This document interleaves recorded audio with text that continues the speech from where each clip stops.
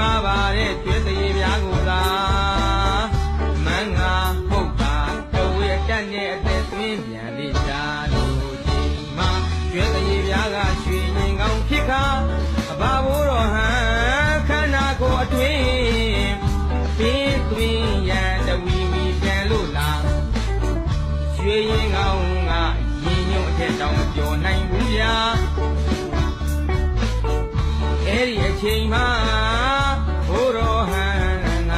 မပြုံးပါမမဲ့ပါအမေပညာတာကုန်လာမေးလိုက်တဲ့အခါ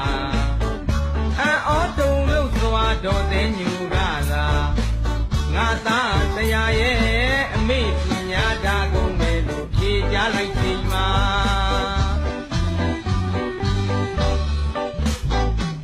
ကျွန်တော်ပညာအသေးချာသိဖို့ဒီမှာရှိလို့ပြန်ပြောလိုက်နေတာ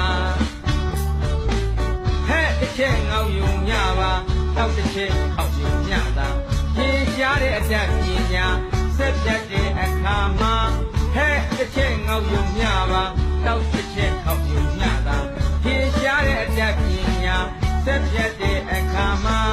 ရွှေရင်ကောင်းအသွင်ပြောက်ကကျွဲသိပြားကပြန်ဖြစ်သွားလေရှာ